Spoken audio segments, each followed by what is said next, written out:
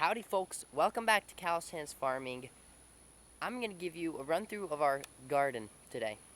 It is actually a really good garden for the first time in a long time, maybe ever, because we've gotten a lot of rain. The last few years, especially the last two, we've had terrible drought and then terrible heat, and it's made gardening really hard unless you're out here watering constantly. But we have discovered a few tricks to help gardens succeed in Texas, especially in hot, dry climates. But the natural rain is the number one thing that's helped it be good. But anyway, let's check out the garden. Right here, just got this little step thing as our gate to keep out some things, but like our little dog. Our big livestock guardian dog can still jump over if she wants to, but our intent was to keep out our big livestock guardian dog so she couldn't get in here and dig up. But she hasn't dug anything for a little while, so let's hope it stays that way. But right in here, this is our first row. We set up rows this year, so we have a row, and then a row, and then another row, and then a bigger, flatter row for the watermelon, which I'll show you in a bit. But this is our first row right here. It extends down there pretty far. We have a bunch of pepper plants to start off with. They've got a few good bell peppers finally growing on there. We've had a great crop of bell peppers for the first time. We've picked a couple already. But this one right here is called a Big Bertha bell pepper. And then these down here, slightly smaller, but still pretty good. These are California Wonder peppers. This one got kind of messed up. I need to cut that one off. But they had a bunch of leaves knocked off them. That's why they look kind of sparse, because it just rained and some leaves fell off, I bet. But we've got all the bell peppers here. Right here we've got a plant loaded with bell peppers. And then we have some cayennes. Some of these are turning red.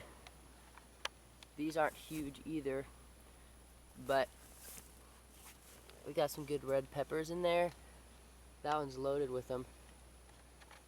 But the cayennes keep going down here, and then we have one sweet banana pepper. These ones really do well anywhere, even with not a ton of water. But that's doing well. And then we move on to the tomatoes, and I have to transfer to the other side here. But right here we've got a few celebrity tomato plants. This one doesn't have any tomatoes on it right now. This one has got a few tomatoes on it. It's kind of falling over, but we do have the tomato cages on these ones. And then right down here we have actual cattle panels on both sides of the tomatoes as well to keep supporting them as they continue to grow. The celebrities and the Romas kind of max out at a point when they don't grow as much. After they start producing tomatoes, they stop growing. But the cherry tomatoes, we have a few down there, you can see they're continuing to grow. The cherry tomatoes grow throughout the season, even when they're producing tomatoes. But yeah, right here we've got some Roma tomatoes growing in there. The Romas haven't been as good this year. They've been kind of hard and not very juicy, which is kind of disappointing, but we have a bunch of them in here. They're producing pretty well. This plant kind of fell over. And then we've got a couple cherry tomato plants. Got some cherry tomatoes on these ones. We have a random celebrity mixed in here too. He's got like one tiny pepper left, and tomato, and then another cherry down here. Like, you can see how tall this cherry tomato continues to grow. It's probably about 5 feet high or more now. It's getting up there. Yeah, probably about 5 feet high, and so that's pretty cool. Right here we have some flowers. The flowers aren't doing great this year, but we have a few zinnias, a few sunflowers trying to grow over here. We had some cosmos. We still have a few, but the goats ate them down. They got in here one day. And then we've got these pretty yellow flowers. I don't know what those are. If you know, you leave a comment, because I don't know what these pretty yellow flowers are, but they're cool. Alright, so that was the first row, the tomato and pepper row. This side of the garden I'm standing in doesn't seem to produce as well as that side. That side seems a lot more fertile, but over here we've got some baby cantaloupe. I don't know if they're ever going to get to a size where they produce anything.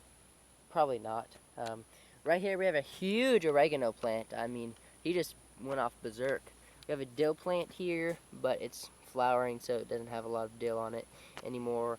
We're getting towards the end of the growing season here in Texas, about halfway through June. Right here we've got a cantaloupe. This is the first year we've had actually a couple good cantaloupes. There's one down there. That one's not as good though. This is the really only great one. But we've got some cantaloupe plants in here. They're mainly on the ground. Up here though, we've got a trellis and a bunch of cucumbers growing on it. You can see one cucumber right there. The cucumbers have done really well this year. You need to make sure that they are watered, or their cucumbers will be really bitter and not very juicy. You need to make sure they are watered a lot. So yeah, that is my number one tip for raising a garden or growing a garden in Texas is water. I mean, you've got to have a good system for water. As you see, my mom does do some watering by hand as well, and she does a lot of work on the garden, but we have a soaker hose going through on all these rows, except the flowers don't have any, I don't think. But the soaker hose goes through and it waters on an automatic water 3 hours a day. Each plant gets at least 3 hours of soaker hose time. So that's cool. I'll transfer to this side. But yeah, we've got some good cucumbers growing in here. We've already harvested probably about 20 or so cucumbers, and they're starting to slow down now, but they're all over in here. You can kind of look through and usually find some. There's a little one in there. They used to be going berserk. But right here we've got some pumpkins. Just look how big these pumpkin leaves are. They're humongous. I mean, this is my hand next to them right here.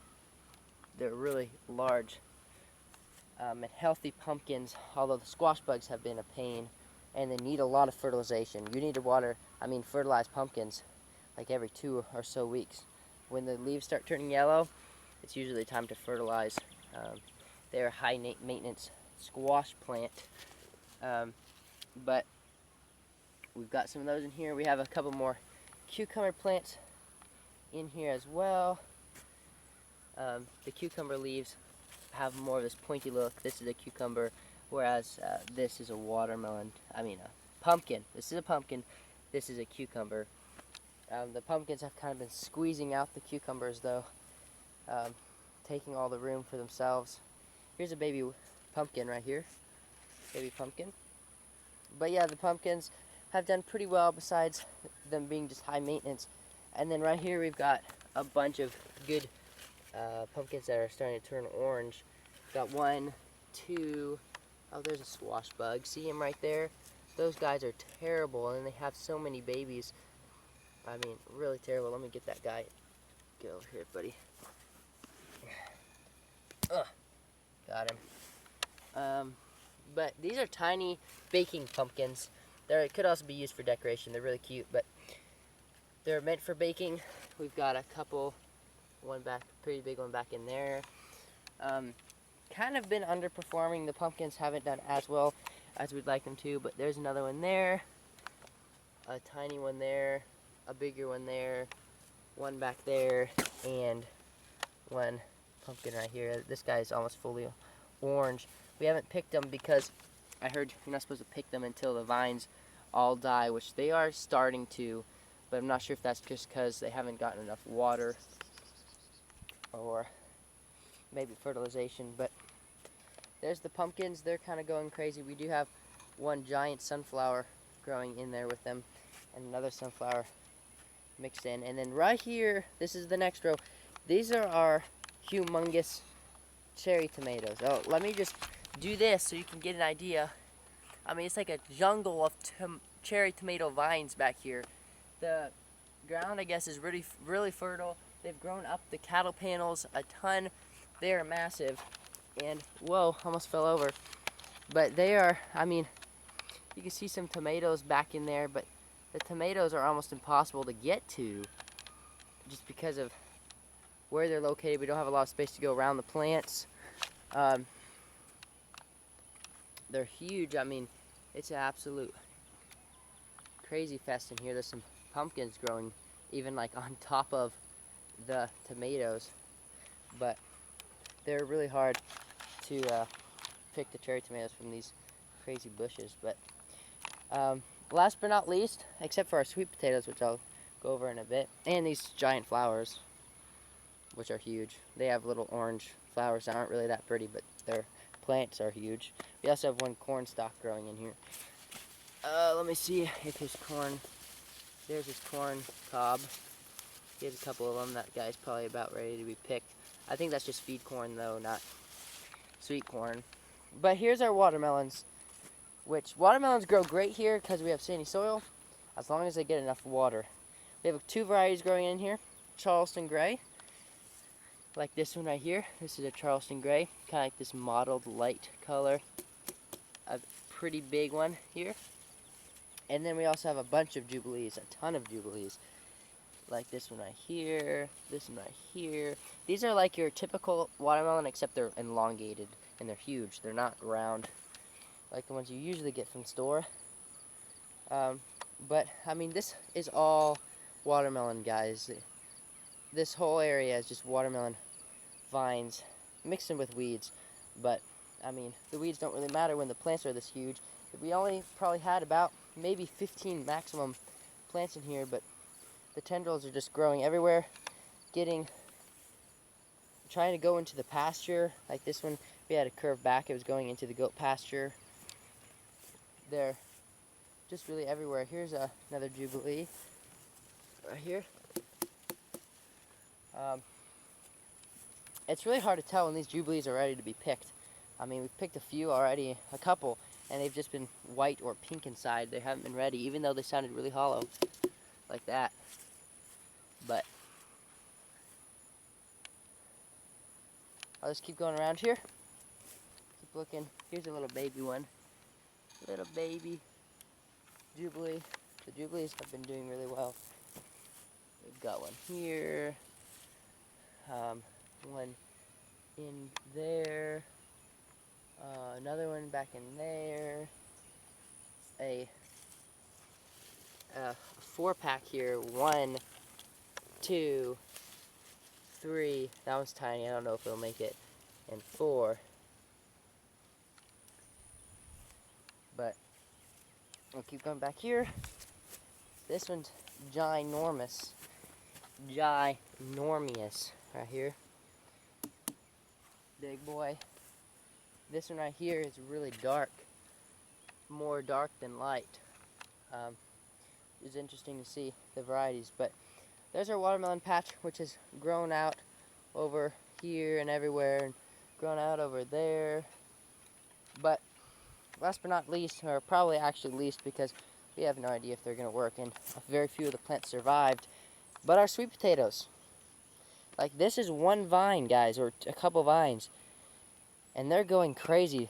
The few that survived are going really well. I mean, this one's small, but even this one's starting to grow.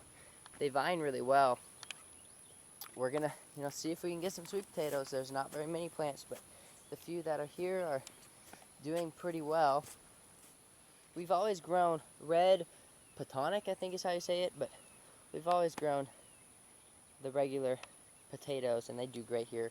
But this is our first try with sweet potatoes. This is a different variety than this one. This is like a big leafed variety. We have two different kinds. And then this one, they have a lot of leaves, but they're smaller, and they branch farther out. Like, look how far this one's trying to grow out to over here. And then here's just a watermelon vine, but there's all these are sweet potato, more watermelons. But then when you get in here, this is a sweet potato, and that is a sweet potato still trying to grow. But there you have it. There's our garden. It's not huge.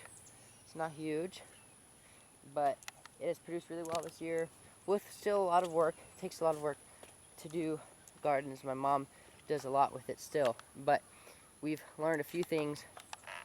Number one, fertilize. Fertilize more than you think you need to. Pumpkins, only twice maybe on pumpkin. Oh my gosh, I'm saying the wrong things. Watermelons only have to be done once or twice. You want to fertilize them right after they start having little tiny baby fruits. But the pumpkins, I mean, we're talking every 2 weeks you have to do them. And then the tomatoes and the peppers are maybe once a month or once every 3 weeks. You have to fertilize more than you think you need to. You need to water way more than you think you need to. Water is the one thing these plants in Texas really have trouble getting enough of. Water, consistent water, fertilization, and just this row system.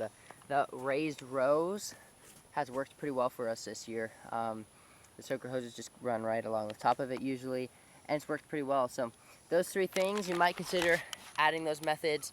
Extra fertilization, extra water, and these hills, these rows seem to work pretty well if you don't already do those things. But in Texas, gardening is hit or miss. It depends on the weather. It depends on what varieties you grow, what type of things you're growing. Like squash is really hard here, any type of squash. I mean, if you're actually trying to raise zucchini, it's over for you, buddy. I love zucchini, but it's over for you because the squash bugs will just eat you out. But there you have it, guys. Thanks for watching. Hope you enjoyed it. Wait a second, I'm not done yet. I've got one more thing to show you guys over here. Besides those huge flowers, which I already mentioned, here they are. We have a few fruit trees, fruit bushes. These are blueberry bushes. We've got a couple blueberries on here. I don't know exactly. Well, these are Brightwells. These 3 big ones that are in the ground are Brightwells. And they're doing pretty well. And then we have a few different varieties in pots here. We've got one here and one little one back there. And then we have 2 little lemon trees that got eaten by the goats. So I don't know if they're gonna do well anymore or even have fruit, but we have a couple lemon trees. I've heard that when lemon trees die or you cut them down, they'll grow back and not actually have fruit. So I wonder if because the goats ate them down, they're not going to have fruit. But anyway, thanks for watching, guys, and good luck on your gardens. Hopefully it goes well for you. Garden, garden, garden when you have rain. When you have a rainy year, it's going to be most likely a good garden if you put enough time into it. If it's a drought year, only choose 1 or 2 things and put a ton of effort into them to try to get them to grow something edible. But anyway, see you guys in the next one. Bye.